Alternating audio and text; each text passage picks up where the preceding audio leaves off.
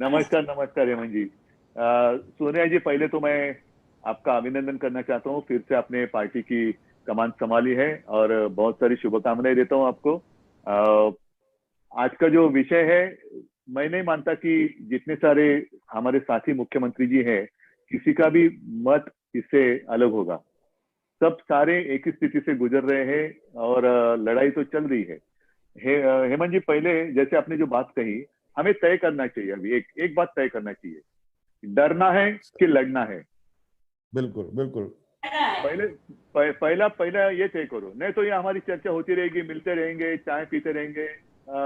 जो भी कुछ जहाँ आपके यहाँ आएंगे तो आप जो खिलाएंगे हम खाएंगे, हमारे यहाँ आएंगे तो सही इसमें कोई सही, मतलब बिल्कुल नहीं है। बिल्कुल भैया। इसमें कोई बिल्कुल मतलब नहीं है। लड़ना है तो लड़ना है, फिर जो होगा होगा। और हमारा तो यही है, सत्यमेव जयते। ऐसे कभी बिल्कुल ये नहीं बिल्कुल। कि आज तक कभी सत्तामेव जयते नहीं है, सत्यमेव जयते है। तो लड़ना है तो लड़ना है। आम आदमी क्या होता है, आम आदमी की ताकत सबसे बड़ी होती है, उसका आवाज सबसे ऊंचा होता है। और वो अगर कोई दबाने की कोशिश करे तो उसकी आवाज उठानी चाहिए और वो हमारा कर्तव्य बनता है। खैर, दो तीन मुद्दे जो मेरे पास आए हैं। एक तो जीएसटी की बात, दीदी आपने जो कही वही सारी लोगों की स्थिति है। लगातार ये जो पूंजी है बढ़ती जा रही है, दिन ब दिन, एक एक महीना जैसे आगे आगे दिन आगे निकल जा रहे हैं। केंद्र से आने की जो अ, जितने पैसे हैं उसमें बढ़त हो रही है, लेकिन मिल नहीं रहा है। मैंने आज जानकारी ली, बीच में हम क्या करें, खत लिखते रहते, पत्र लिखो। और जब भी हमारी वीडियो कॉन्फ्रेंस होती है, आपने देखा होगा, मैं कोशिश करता हूँ कि हमारे जितने बाकी सारे दुख है वो उस वहां मैं नहीं कहता हूँ। जो भी कोविड के बारे में होता है मैं कोविड के बारे में कहता हूँ। अन्यथा बीच में हम खत तो लिखते रहते हैं। कभी जवाब आता है, कभी आता नहीं। जवाब आता है तो भी पैसे कभी आते हैं, अप्रैल से तो शायद आए भी नहीं है। तो ये स्थिति आज के दिन हमारे सबकी है। लड़ तो सभी रहे हैं, कोविड के साथ लड़ रहे हैं। अपनी ही सरकार है, ऐसे नहीं हम विपक्ष में। विपक्ष का मतलब क्या है? विपक्ष का मतलब ये नहीं कि किसी पार्टी का हम बुरा चाहते हैं, नहीं। हम भी आम आदमी की उसके हम रिप्रेजेंटेटिव है। हम भी कुछ, हमारा अधिकार है। आज कैसे होता है कि राजीव जी की बात करें तो उन्होंने पंचायत राज, वो एक बात कही थी। पंचायत राज का मतलब क्या है कि जो भी सत्ता होती है उसको छोटे छोटे इसमें केंद्र में उनका अधिकार दे दो। आज क्या हो रहा है? आज सबके जो अधिकार है एक हाथ में चले जा रहे हैं। फिर हमारी स्टेट गवर्नमेंट जो है, हमारा राज्य सरकार का मतलब क्या है? क्या कभी आगे जाकर ऐसे हो जाएगा कि राज्य सरकार की जरूरत ही नहीं रहेगी, एक ही व्यक्ति देश चलाएगा और हम खाली हाँ में हाँ मिलाते रहेंगे? ये नहीं होगा। फेडरल स्ट्रक्चर जो है वो, उसको डॉक्टर बाबा साहेब आम्बेडकर जी ने उसको ध्यान में रखकर हमारी घटना बनाई है। और उस घटना में जो भी अधिकार सबको दिए हैं उसका अगर हम आदर नहीं करेंगे तो फिर हमारे यहाँ डेमोक्रेसी है कहाँ? तो डेमोक्रेसी की बात अगर हम करें तो डेमोक्रेसी में सबसे ऊंचाई पर है हमारी घटना, और उसमें फेडरल स्ट्रक्चर की जो बात की गई है उसको तो उसका उसकी रक्षा करना। सरकार चलानी, हम सरकार को चलाना हमारा कर्तव्य है, लेकिन घटना का रक्षण करना वो भी काम है। तो इसीलिए जीएसटी के बारे में भी मुझे ऐसा लगता है कि क्या उसके ऊपर भी फेर विचार होने की आवश्यकता है। कि पहला जो एक स्ट्रक्चर था, हो सकती है बात, कुछ बात हो सकती है कि कुछ अगर कुछ बदलाव लाए, अच्छा भी हो सकता है। बदलाव लाए तो गलत भी हो सकता है। अगर गलती हो सुधारी भी जानी चाहिए। सुधारने की आवश्यकता हो तो उसको स्वीकार कर कर आगे जाना चाहिए। तो एक बात तो मैं मानता हूँ कि केंद्र से पैसा कितना आना बाकी है वो तो है, लेकिन क्या ये जो स्ट्रक्चर पहले था वो और आज का जो है, इसके बीच में कुछ रास्ता निकलना चाहिए कि पहले था वो सही था? इसके विषय भी, इसके ऊपर भी हमें सोचने की आवश्यकता है। एग्जाम की अगर बात करें तो मैंने तो शायद मई एंड या अप्रैल जून में हमने डिसीजन लिया, जो फाइनल ईयर है, जितने सेमिस्टर हुए हैं उसको एग्रीगेट कर कर मार्क्स दिए जाए। और हमने कभी ये नहीं कहा कि हम एग्जाम नहीं लेंगे। लेकिन जून महीने की अगर हम बात कर रहे थे, मैं कर रहा हूँ, तो जून की स्थिति और आज की स्थिति, आज तो ये खतरा बड़ा है। और हमारे शहर में ठीक है, हमारे मुंबई में तो हमने कंट्रोल करने की कोशिश कर रहे हैं, काफी कंट्रोल में आ भी गया है, लेकिन और कुछ जगह वो फैल रहा है। कोरोना थोड़ा थोड़ा फैल रहा है। तो जून से आज की बात करें तो आज ज्यादा फैला हुआ है। तो जून में अगर हम परीक्षा लेने की स्थिति में नहीं थे, तो आज ये जब संकट बढ़ गया तो हम कैसे परीक्षा ले सकते हैं, एग्जाम कैसे ले सकते हैं। और इसीलिए हमने स्टेट गवर्नमेंट ने डिसीजन लिया कि जितने सेमिस्टर हुए उसको एग्रीगेट कर कर मार्क्स दिए जाएं। बच्चों का जो भविष्य है उसके साथ खिलवाड़ नहीं होनी चाहिए और रुकावट भी नहीं होनी चाहिए। इसलिए हम उनको पास कर देंगे और बाद में जब भी संभव हो हम एग्जाम जरूर लेंगे। और अगर किसी बच्चे की ऐसी धारणा होगी कि अरे नहीं एग्जाम होता तो मैं ज्यादा अच्छा परफॉर्मेंस कर सकता था, तो वो उसकी मर्जी, वो उस एग्जाम वो दे सकता है। फिर एग्रीगेट किए हुए मार्क्स और एग्जाम में मिले हुए मार्क्स चुनना उसका काम है। तो मैंने पहले कभी ये नहीं कहा कि हम एग्जाम नहीं लेंगे, लेकिन आज के दिन ये स्थिति नहीं है।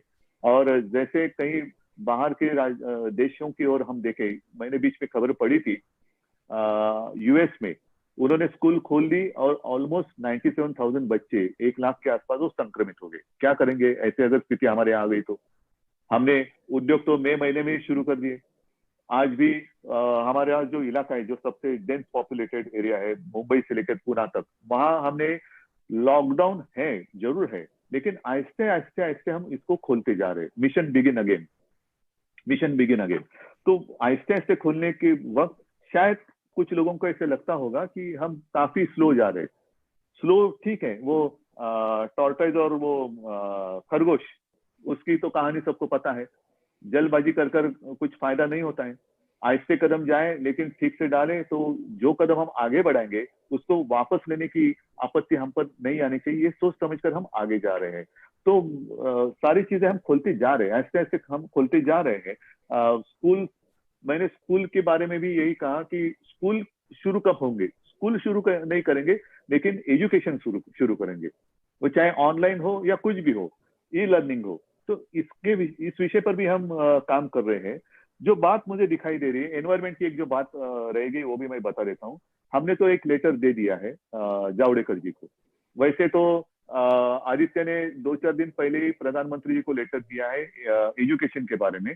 और उसमें आदित्य ने लिखा है कि ये जो एजुकेशन एकेडमिक ईयर है, जैसे फाइनेंशियल ईयर वो आगे बढ़ा है, तो एकेडमिक ईयर भी क्या हम जनवरी से शुरू कर सकते हैं। क्योंकि आज तक देश की अगर बात करें तो हर राज्य की स्थिति अलग अलग है। कुछ राज्य नसीब वाले हैं और वो नसीब वाले ही रहे कि जहां उनके यहाँ ये संक्रमण कम हुआ होगा, अच्छी बात है। लेकिन आज के दिन हमारे यहाँ तो वैसे नहीं है। हमारे यहाँ बहुत ही केयरफुली हमें आगे जाने की आवश्यकता है। और इसीलिए आदित्य ने कहा कि एकेडमिक ईयर हम आगे करें क्या, जनवरी से शुरू करें क्या। तो वैसे ही एनवायरमेंट की बात करें, हम क्या करते हैं, विकास चाहिए। हाँ चाहिए ना विकास। हम तो सरकार इसलिए सरकार में आए कि विकास के लिए आए हैं। कुछ लॉकडाउन, परमानेंट लॉकडाउन करने के लिए हम नहीं आए हैं, हम तो विकास के लिए आए हैं।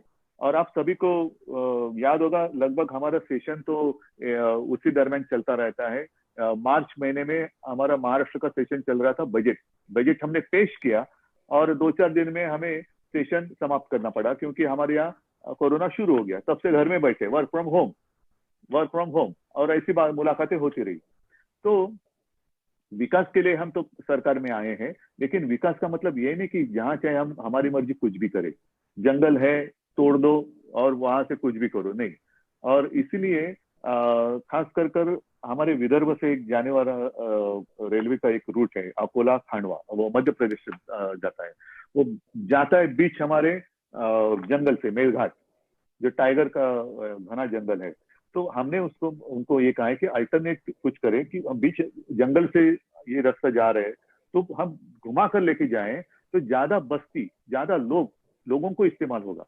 तो कुछ ना कुछ सोच समझ कर करना चाहिए। आसान उत्तर हम जरूर निकाल सकते हैं, लेकिन आगे जाकर हमें आपत्ति आ सकती है।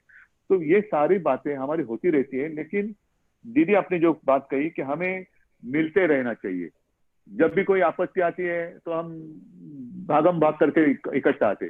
क्यों आपत्ति की जरूरत है क्या हमें इकट्ठा आने के लिए? आपत्ति के बिना भी हमें मिलते रहना चाहिए। अगर हम हमेशा साथ रहेंगे तो आपत्ति की क्या हिम्मत है हमारे सामने आने की। हम हमेशा साथ रहेंगे तो आपत्ति भी डर कर रहेगी, अरे ये तो इससे इनके नजदीक जाने में खतरा है। आपत्ति को खतरा महसूस होना चाहिए, हमें नहीं। और ये जो बात हम जो कर रहे हैं, ये कॉमन मैन की बात है। जैसे जीएसटी की बात है, पैसा आएगा नहीं तो हम कैसे करेंगे। जैसे आपने कहा कि सारी बातें हम तो फ्री दे रहे हैं, ट्रीटमेंट फ्री दे रहे, ये दे रहे, वो दे रहे। अभी इस सितंबर से लेकर वो केंद्र से जो पीपी वेंटिलेटर जो आने वाला था, आ रहा था, वो भी बंद होने जा रहा है। वो भी बंद होने जा रहा है। वो मुद्दा भी मैंने पिछले प्रधानमंत्री जी के सामने कॉन्फ्रेंस पे मैंने उठाया था। एक एक चीज वो बंद करते जा रहे हैं, और हमारे यहाँ हमें देने की आवश्यकता हो रही है, जरूरत पड़ रही है। तो ये सारी बातें हमें सोच समझ कर एक प्रोग्राम बनाना चाहिए, और सब मिलकर हम जाएंगे, केंद्र के सामने जाएंगे। ठीक है, हमारा अधिकार है, हम नहीं मांग रहे। जो बात आपने कही वो सच है, भीख नहीं मांग रहे, हमारा अधिकार है, हमारी जनता का अधिकार है। और हमारी जनता, ठीक है, हमें भी वोट दिया है, और साथ साथ प्रधानमंत्री जी को भी वोट दिया है। मतलब ये जनता कोई हमें वोट देने वाली जनता बाहर से आई है और वहां उनको वोट देने वाली जनता यहाँ की है, ऐसी बात नहीं है। एक ही जनता है, जनता तो वही है। लेकिन हम करे तो पाप और वो करे तो पुण्य, ये नहीं हो सकता, ये नहीं होना चाहिए। और इसलिए मैं कहता हूँ कि सोच समझ कर एक प्रोग्राम होना चाहिए, मिलते तो रहना चाहिए। जब भी मौका मिले तो बिना मास्क, आज तो मैं बिना मास्क आपके सामने बात कर रहा हूँ, क्योंकि